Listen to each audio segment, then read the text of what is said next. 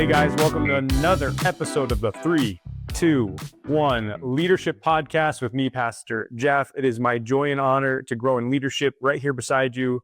What we're always trying to do, and I'm doing this right here with you. We're trying to find the current ceiling of our leadership, finding ways to break through it and lead and live like never before.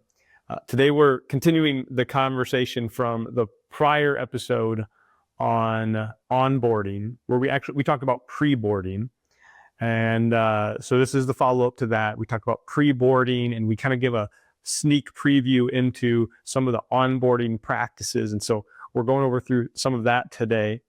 What did we talk about last time? We talked about fit, freedom, and fuel in the onboarding process, and or pre-boarding process, if you will. We talked about how that's really what's happening when you interview somebody, and when they express interest, you're always pre-boarding somebody. And your interview, your application process, that's the pre-boarding process, because they might be the next best part of your team. Or if they're not a part of your team now, they might be a part of your team in the future. So always think of it as you're pre-boarding them. And so you express the fit, make sure they're the right person for the role. If not, again, you might have pre-boarded them for a future role sometime in the future.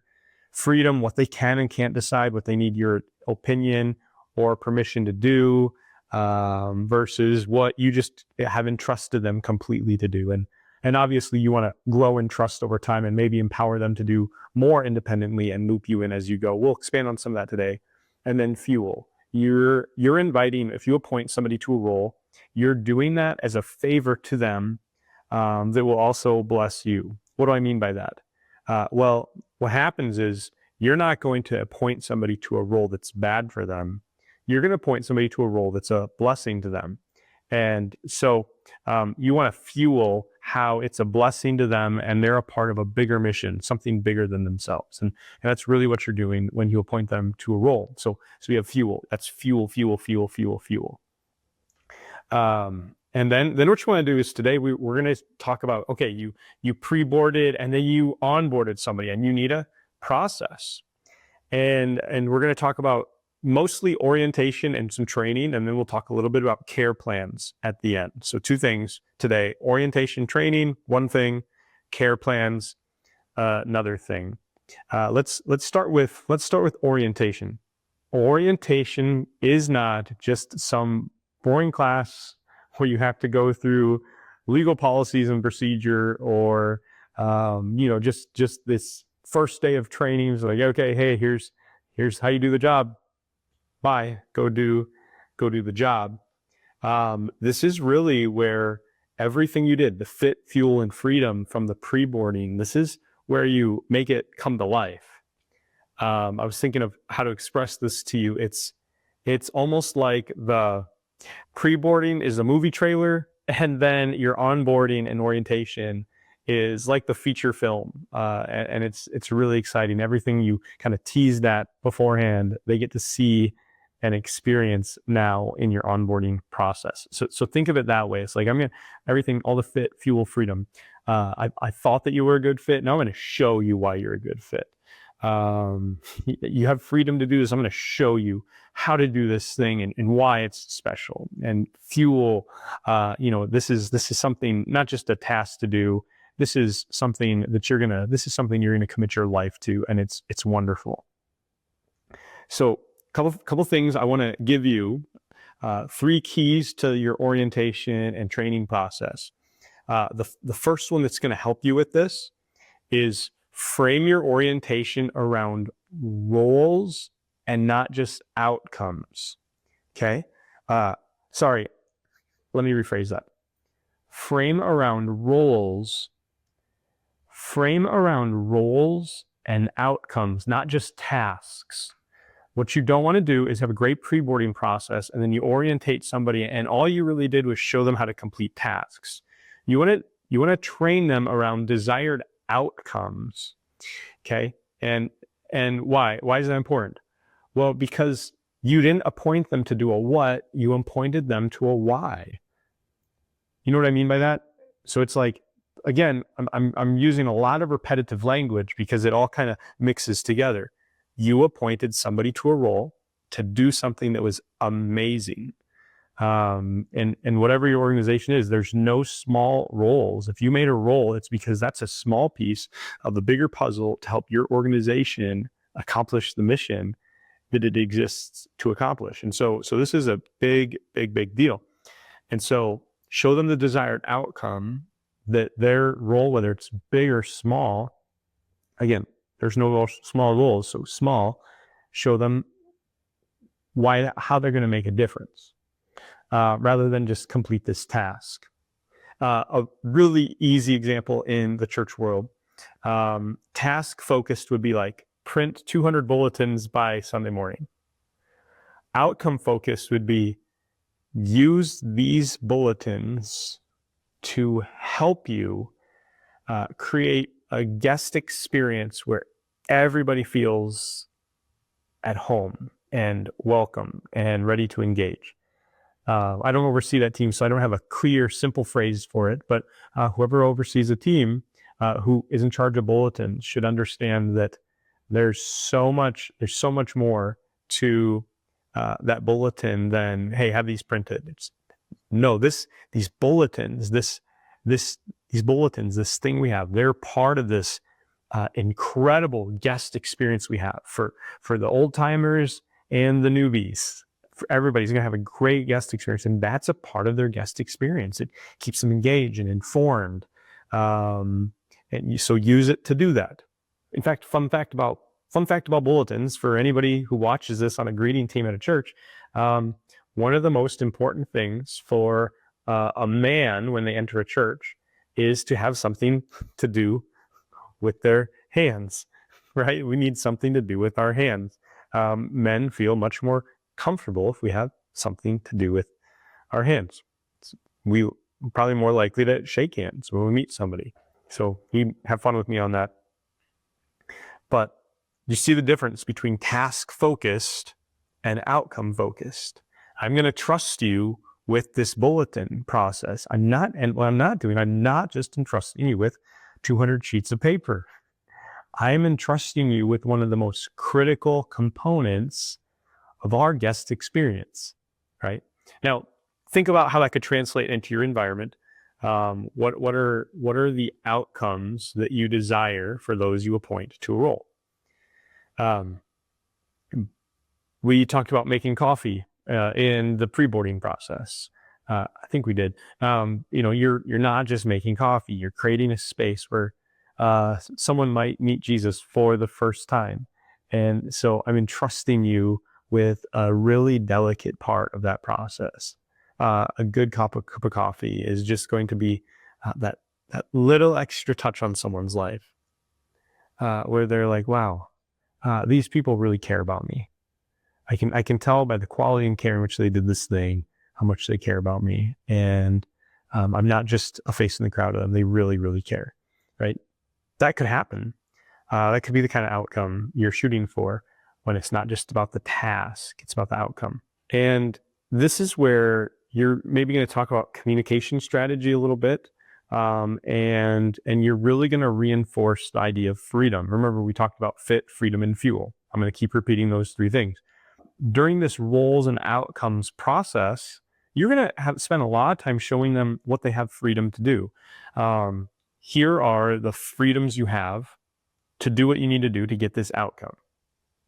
And so you can really show them where they need to collaborate with you. Hey, do whatever you need to do to accomplish this outcome, versus do whatever you need to do to accomplish this outcome, versus make sure you collaborate with me. Make sure you get permission from me before you do stuff, or at least let me give some input on this.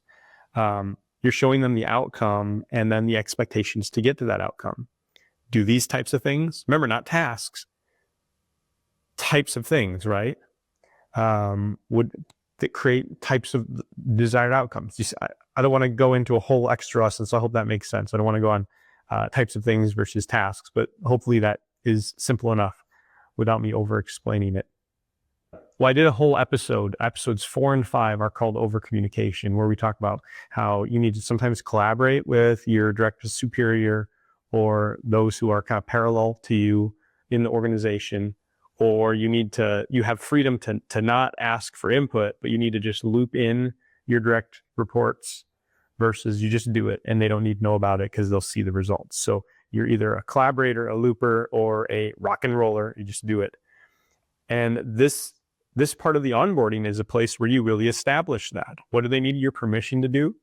What can they do, but they need to loop you in on? And then what can they just do? And you'll see whether they're doing a good job or not, and you'll kind of correct them or encourage them based on the results.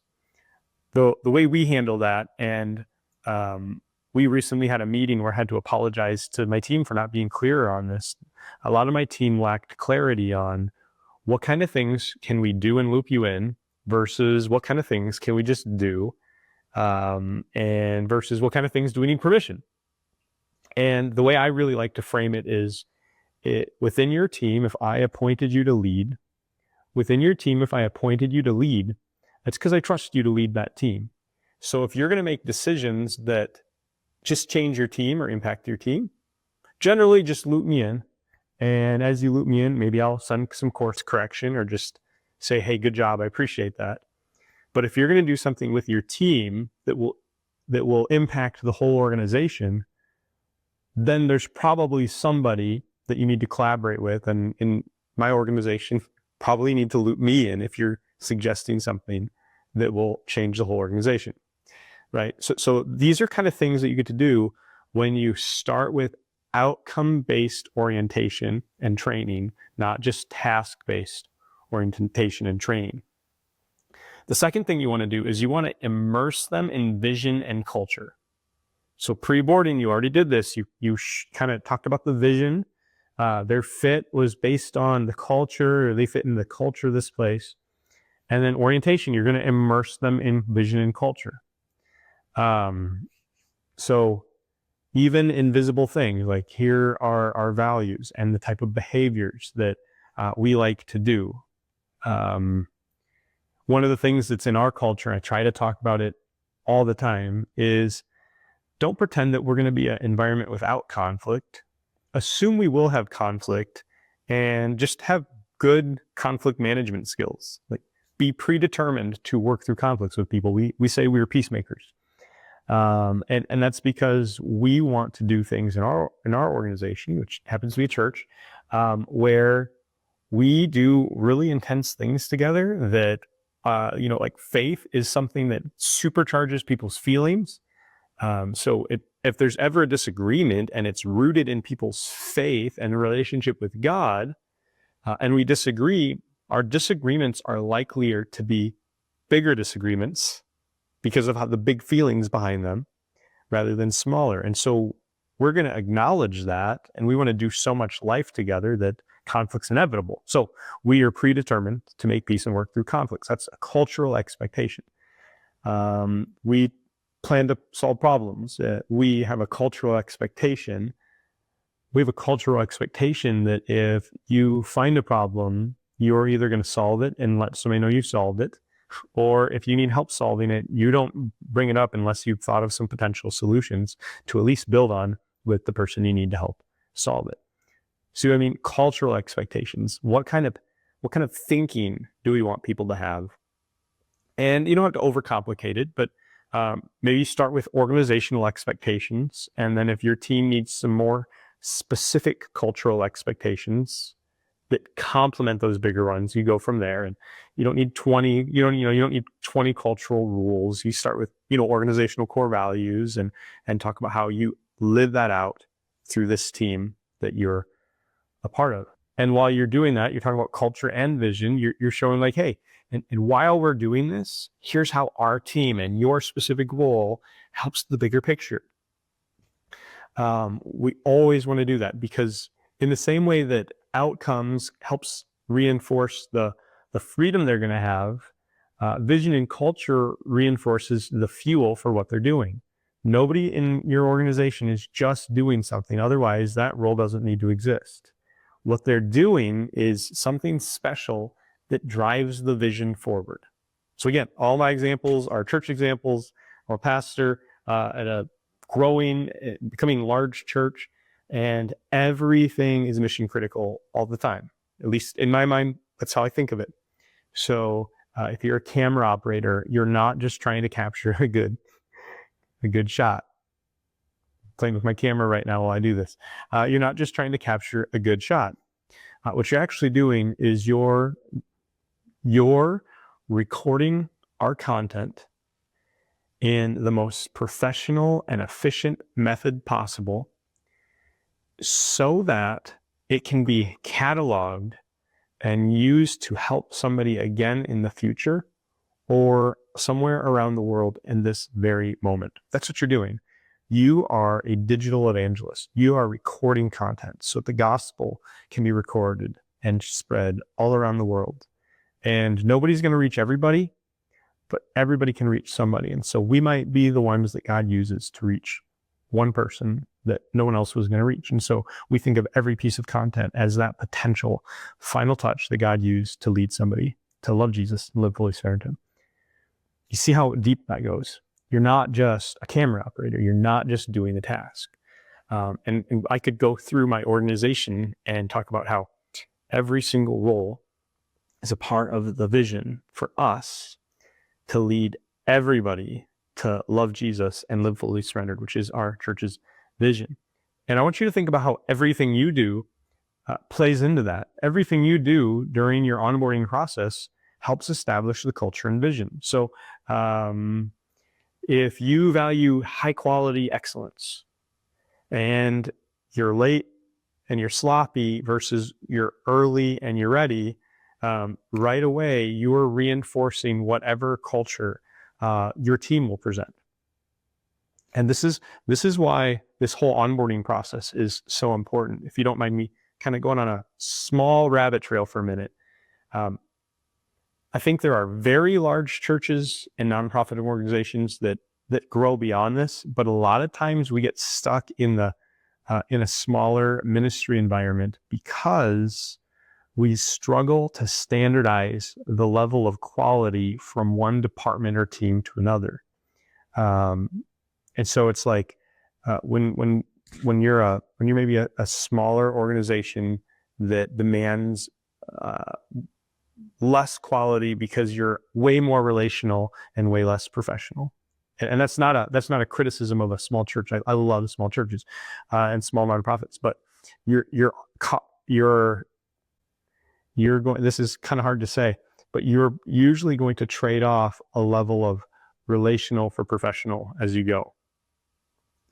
And so what's going to happen over time as some of your teams develop, and I'm feeling this, is if you don't standardize what culture you expect, and I just like to talk about quality as one of our cultural things. So I'm kind of giving you an example within an example. I know it might be confusing. I apologize.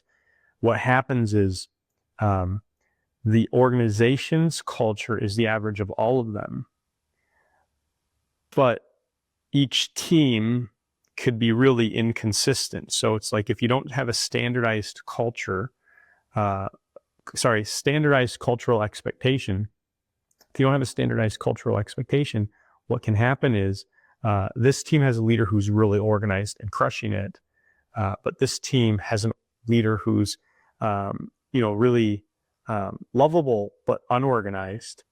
And what's going to happen is that leader is going to peak once their lovability can't match the demands of the quality and organization the team needs, whereas the other one is going to infinitely grow the team's capability based on what kind of cultural expectation is formed.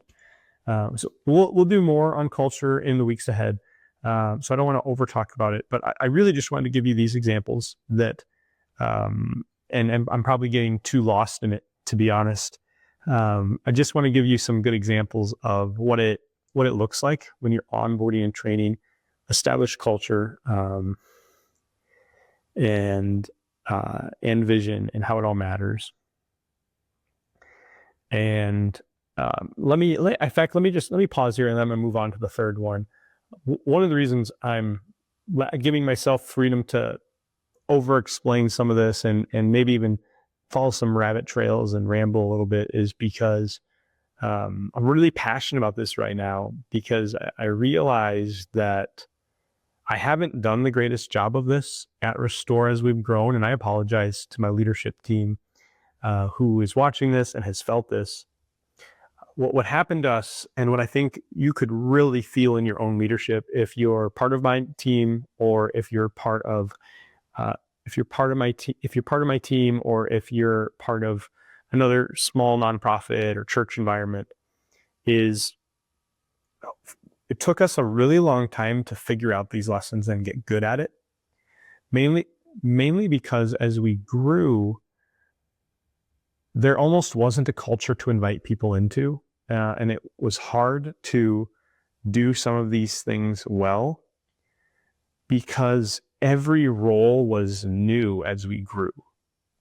Every team was new. So everything was constantly entrepreneurial. And so it was so difficult to say, hey, here's this job, and here's how to do it well, and here's what I expect of you, and here's how I want you to loop me in, and here's how I want you to collaborate, and here's the freedom you have to do this, but I need you to collaborate with me on that. Again, I'm saying there's a season where it's really difficult while you're growing, because if you're grassroots, because everything's new, and so you really don't know what things are until they're developed and grow.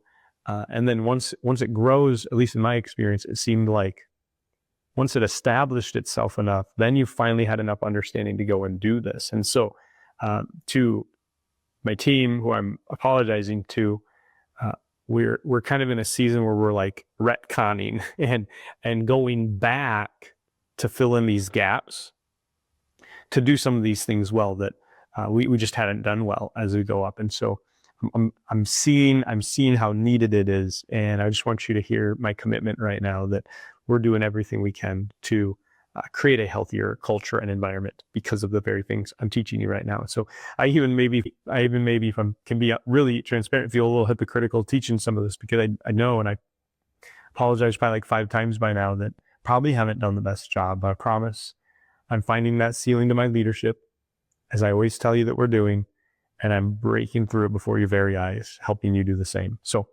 as you do that, you're going to start with the first 2 steps: outcomes, not just tasks, vision and culture. And then the third one is make it memorable. Make it memorable. I'd really encourage any leader out there to read the book, The Power Moments. It's really changed the way I think about a lot of things.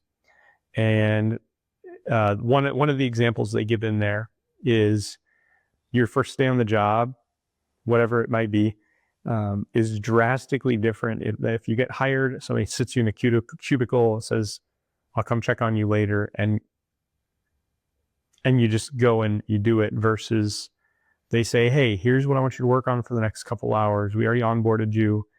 And by the way, I'm gonna come take you out for lunch today on your first day. And then, I don't know, the CEO, the CEO or something surprises you, and they take you out for lunch with your department manager or whatever. And like, how special of a first day would that be?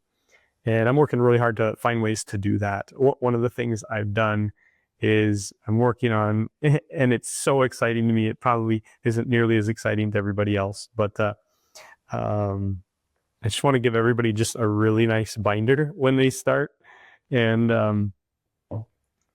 that has just a lot of these lessons, like with quick answer sheets and stuff to them, and like notes for when they go to meetings and stuff. Anyways, for some reason, it's really fun and exciting to me. So when you get a binder gift from me in the future, act really, really excited if you're on my team, because it's me trying to create a memorable thing for when you became a leader. So I hope some of this makes sense. I hope this is really helpful to you. This is going to be the last podcast of this format for a while, because I'm going to shift gears in the next several podcasts to kind of go through a curriculum of 7 catalysts that will help you level up your team regardless of what size your organization is. And I'm probably going to spend the next year or so working on this kind of curriculum-esque project. So this one's a little more flavor of the month. And then I'm going to start working on this really, really big podcast project that I hope will help you continue to do that thing, break through that ceiling, and become a great leader. Because here's what I know about leadership. Jesus was and is the best leader of all time. And when we grow a little bit in our leadership, I think we find ourselves growing to be a little bit more like Jesus. So let's put it all together, and then we're going to wrap it up. Onboarding is the sequel to your pre-boarding process. Onboarding shouldn't be, and training and orientation shouldn't just be fresh, brand new stuff if you had a good pre-boarding process. It should actually be like, hey, we talked about that, and here's what I meant. Oh, hey, here, we talked about that too, and here's what that looks like. And when you do this, you are investing not just in their success for the day, but the longevity of their career and your teamwork and your future relationship with them. And as you do that, you take the same patterns that you use for pre-boarding and onboarding, and you build a care plan, which I'll teach more about in future episodes as well. We're going to do all the things all the time, but we can't fit everything in every episode. That's really what we're going to do. And we're going to do it through these few focuses. We're going to focus on outcome-based training, not just task-based training, because we don't want to hire, mindless robots just doing repetitive tasks. We actually want to hire leaders, appoint leaders to lead, to view themselves as a leader, to feel empowered to do even the smallest task with excellence and with passion, because there's no small task. Every task matters, because if it didn't matter, you wouldn't have invented the role to do that task. So outcomes, not just tasks. You're going to immerse them in vision and culture. And when you do this, a lot of the other things work themselves out, because you have a strong culture. Culture will carry you through a host of problems and problem solving. And the third thing we'll do is we're just try to make it memorable, make it special, find special ways to make it special. And that is it for today's episode of 321 Leadership Podcast. I can't wait to see you next time, because I have so much fun content that I'm working on. But for now, that's it. Peace.